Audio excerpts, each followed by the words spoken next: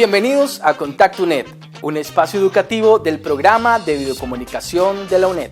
Hoy nos acompaña el señor Olman Bolaños a cargo de la entrevista a la abogada e investigadora Belia Agobaere con el tema del Brexit. Quédese con nosotros. Bienvenidos a Contacto-UNED para brindar reflexión, análisis, debate desde la universidad pública.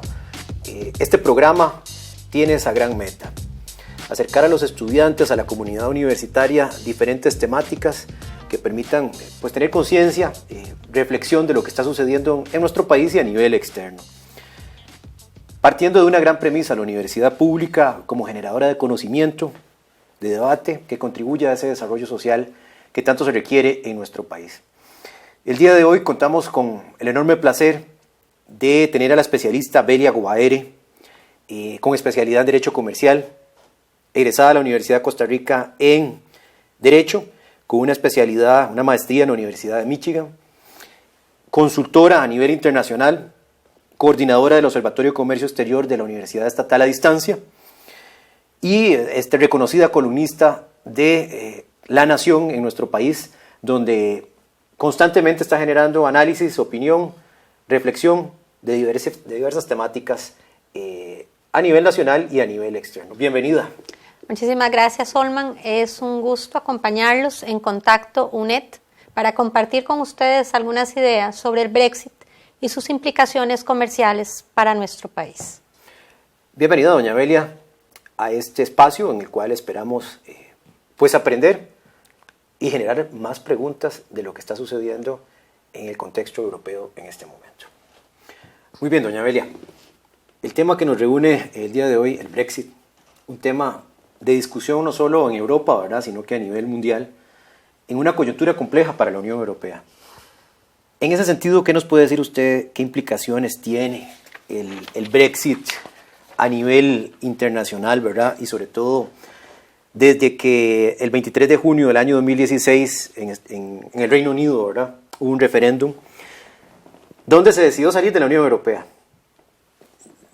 Una decisión compleja, ¿verdad? ¿Cómo podemos nosotros entender ese panorama en el Reino Unido y en la Unión Europea? Y para empezar en ese sentido, ¿cómo podemos hacer esa relación con el contexto costarricense, ¿verdad? Partiendo de algo muy sencillo, ¿verdad? ¿Qué es el Brexit?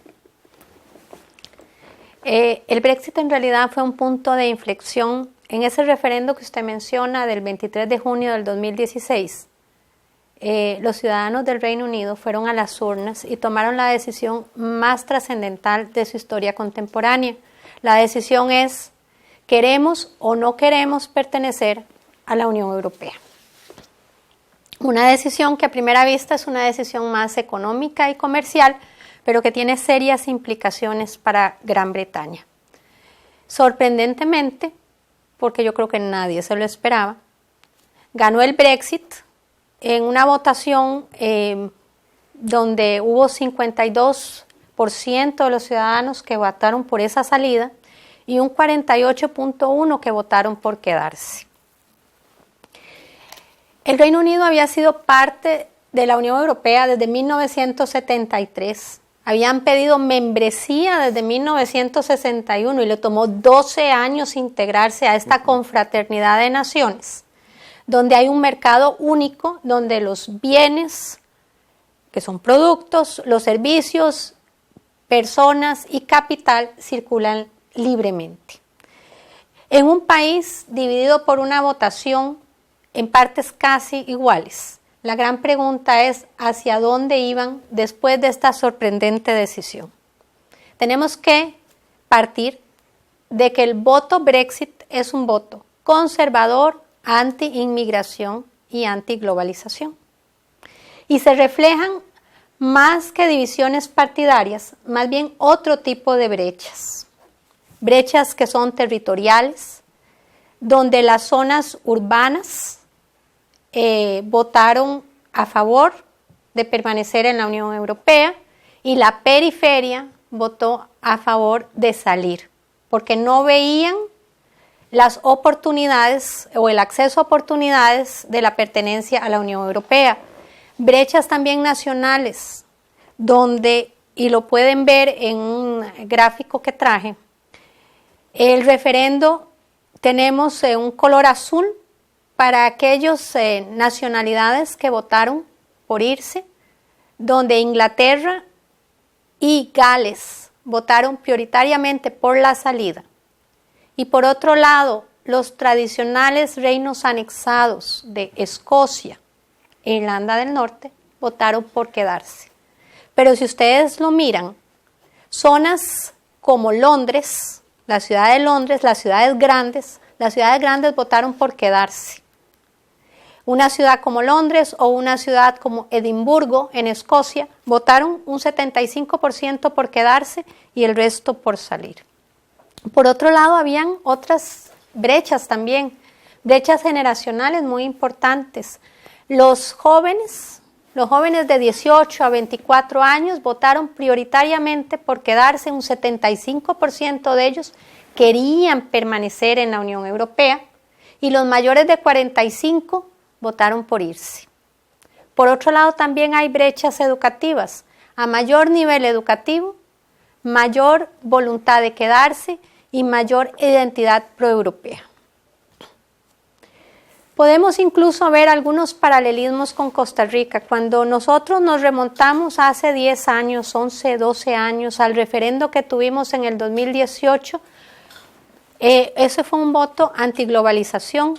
Y si vemos la votación en segunda ronda de febrero del 2018, también vemos un voto que no era necesariamente un voto religioso, sino un voto de acceso a oportunidades, donde usted no se pregunta si hay una división de partidos de derecha o de izquierda, sino que usted más bien piensa en términos de periferia versus zonas urbanas y acceso a oportunidades.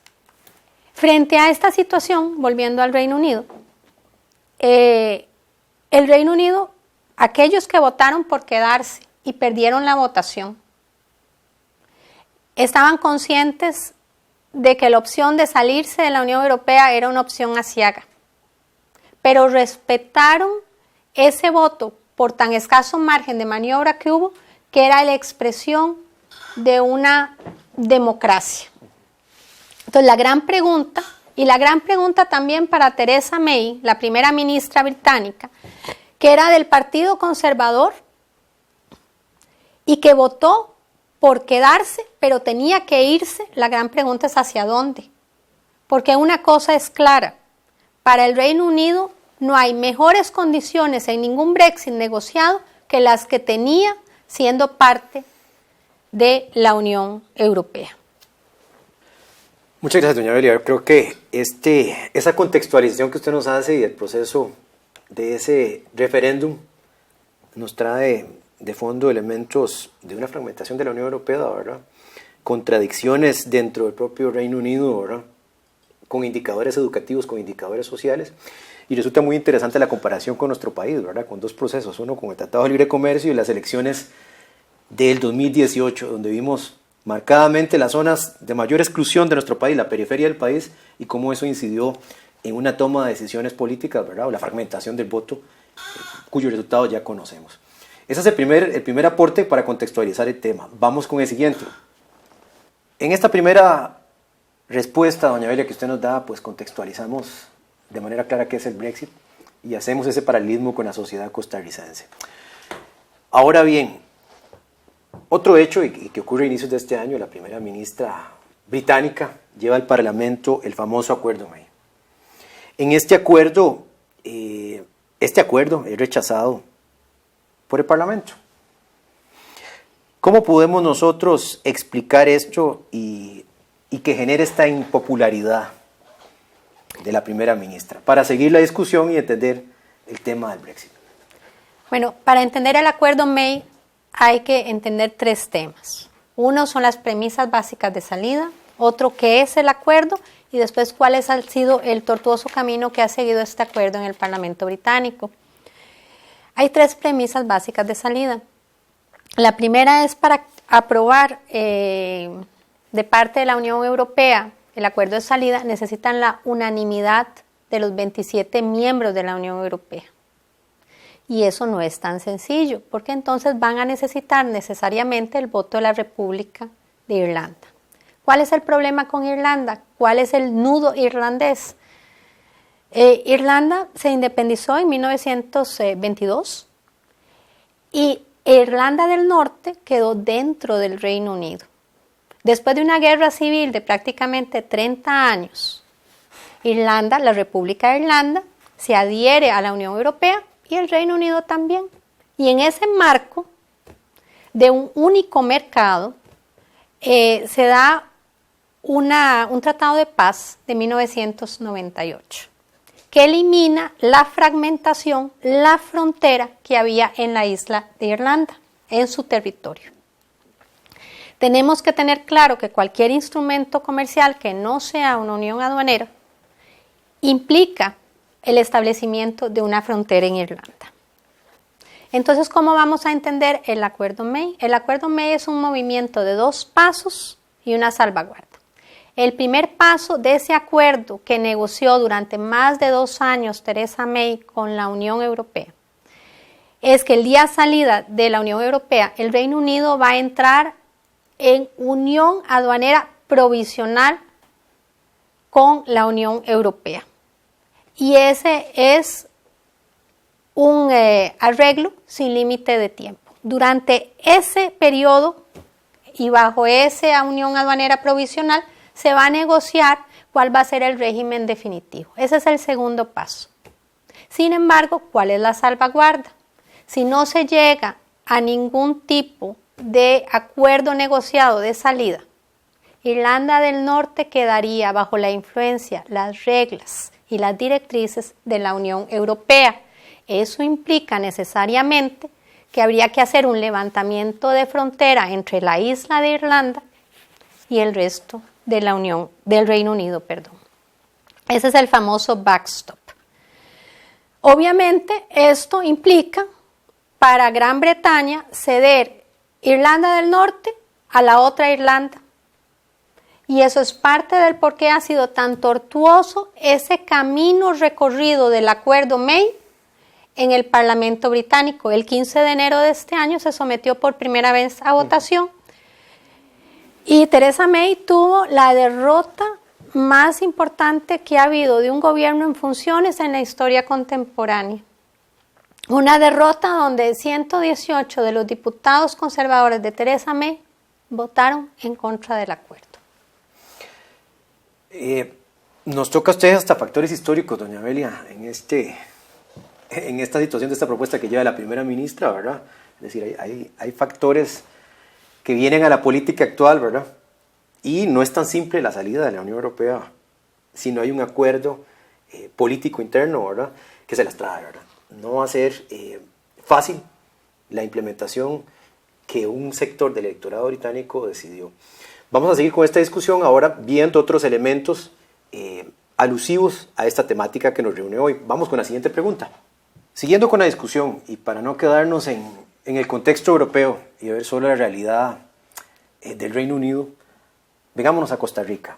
Y en ese sentido le voy a hacer 2 preguntas. Una primera es, ¿cuál ha sido esa relación entre Costa Rica y los países europeos y concretamente la Unión Europea en términos de comercio e intercambio? Bueno, la Unión Europea ha sido tradicionalmente el segundo destino de nuestras exportaciones desde hace muchos años. Y nuestra relación ha sido históricamente muy interesante porque la Unión Europea desde los años 90 nos estableció bajo el sistema generalizado de preferencia un acceso preferencial a cierto tipo de productos agrícolas. Bajo el SGP, primero régimen droga y después un régimen plus, nosotros hemos exportado piña, melón, follaje, flores, crisantemos a la Unión Europea con un acceso preferencial. En el 2007, de bloque a bloque, Centroamérica, Unión Europea, negociamos el acuerdo de asociación con 3 pilares, uno político, otro de cooperación y otro un tratado de libre comercio. Desde entonces estamos cubiertos por el acuerdo de asociación con la Unión Europea. nosotros hemos tenido un crecimiento sustancial del 6% en nuestras exportaciones desde el 2007 hasta el 2017. Y este acuerdo bajo el que estamos exportando nos permite que se posicionen una serie de productos agrícolas. El 66% de nuestras exportaciones a la Unión Europea son de lo que llamamos el régimen definitivo. Y los productos estrella son los productos estrella tradicionales en Costa Rica, que son banano, piña, café, jugos de frutas tropicales, melón, plantas ornamentales, follajes. Un 33% en cambio está ligado a la inversión extranjera directa. Al inicio eran circuitos integrados, en este momento es más bien dispositivos médicos. Pero es importante este mercado porque la mitad de nuestro banano tradicionalmente siempre ha ido al mercado comunitario. Somos el primer suplidor mundial de piña para el mercado comunitario. Ahora, dentro del mercado comunitario está el Reino Unido, que no hemos olvidado. Entonces, si en el 2017 nosotros exportamos 205 millones de dólares a ese destino específico, un 45% de esas exportaciones eran banano y un 29% era piña. Es decir, para un producto de exportación como banano, que es el primer producto de exportación al mercado europeo, es un gran destino el Reino Unido. Entonces la gran pregunta es, bajo el Brexit y bajo esa incertidumbre que genera el Brexit, ¿cómo va a cambiar esa relación? ¿Cómo van a cambiar esos escenarios de nuestras futuras exportaciones al Reino Unido? Yo creo que sí hay un marco histórico, ¿verdad?, de intercambio comercial con los países europeos que se ha fortalecido en los últimos 15 años con acuerdos específicos desde Centroamérica y desde Costa Rica puntualmente. Y esta coyuntura política que se vive con el Brexit puede afectar en muchos sentidos esa dinámica, ¿verdad?, por esa dependencia que tenemos comercial con la Unión Europea. Eso nos lleva a repensar no solo y verlo como un hecho aislado, ¿verdad?, sino ver también sus implicaciones sobre el país. Ese es otro escenario que nos aborda muy bien doña Belia. Vamos a seguir con otro ámbito de discusión que es prioritario. Sin lugar a dudas tenemos un escenario complejo a nivel interno al Reino Unido y un escenario externo al Reino Unido con la Unión Europea. Pero ¿qué se viene después de esta toma de decisiones con el Brexit? ¿Qué va a pasar? Bueno, veamos primero los escenarios comerciales. ¿Qué pasa si al 31 de octubre de este año no hay acuerdo, lo que dicen no deal? Habría un corte abrupto y disruptivo de las relaciones comerciales del Reino Unido con la Unión Europea. El Reino Unido queda fuera de todos los acuerdos comerciales negociados como parte de la Unión Europea. Tendría que negociar su propia política comercial, pero ahí el problema es que el tercero más importante para el Reino Unido no sería Costa Rica o Centroamérica o los mismos Estados Unidos, sería la Unión Europea. Ese es el primer escenario. El segundo, el acuerdo May es el único acuerdo negociado del Reino Unido con la Unión Europea. Entra a regir una unión aduanera provisional, no habría ningún tipo de cambio para nuestra relación comercial con la Unión Europea y con el Reino Unido y seguiríamos bajo el acuerdo de asociación con la Unión Europea. ¿Qué pasaría si hay un nuevo referendo? Que es una posibilidad real. Entonces depende, si gana Remain, es decir, quedarse, no hay ningún cambio en nuestras relaciones comerciales, todo se mantiene estable. Y si gana irse, pues estamos de nuevo con el plazo del 31 de octubre y habría que esperar para entonces. Veamos entonces... En ese escenario, precisamente, y en términos políticos y comerciales, ¿qué sería lo más recomendable que debería hacer nuestro país? Bueno, ¿qué podría hacer Costa Rica y qué está haciendo Costa Rica en el ínterim? Negociar la posibilidad de un acuerdo de transición o de continuidad. Puede ser que no sea necesario, puede ser que en los próximos días que va a haber reelección del primer ministro porque Theresa May renunció hace un par de semanas, y puede ser que no se necesite ese acuerdo de continuidad o de transición, pero puede ser que sí, que lleguemos al 31 de octubre y que haya un corte abrupto de las relaciones del Reino Unido con la Unión Europea.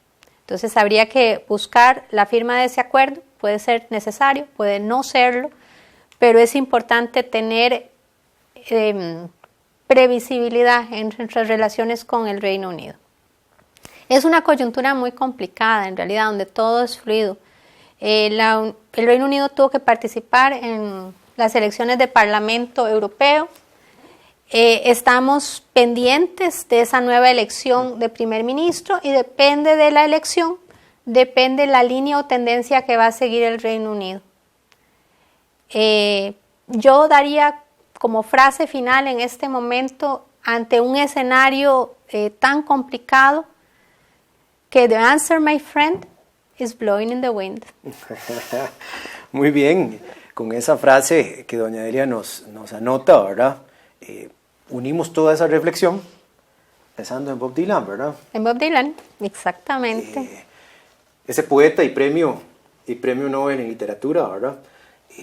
Esa reflexión de ese escenario tan complejo del cual nuestro país no es ajeno. Creo que es importante para cerrar esa reflexión y ese balance que tenemos que hacer nosotros desde la universidad pública, ¿verdad? Donde tenemos académicos, intelectuales, ¿verdad? Vinculados no solo al análisis externo, ¿verdad? Sino también a la realidad nacional. Y yo creo que ese es el aporte esencial que desde la UNED hacemos y que desde este programa se quiere generar. Darle contacto a esa realidad entre nuestros funcionarios y nuestros estudiantes con esa realidad. Un diálogo crítico con aporte de figuras como usted, doña Delia. Muchas gracias por su participación y su presencia, que creo que enriquece ese balance necesario que tenemos que hacer desde la universidad y le ponemos valor público, le ponemos sentido a lo que hacemos y cómo aportamos en la transformación social.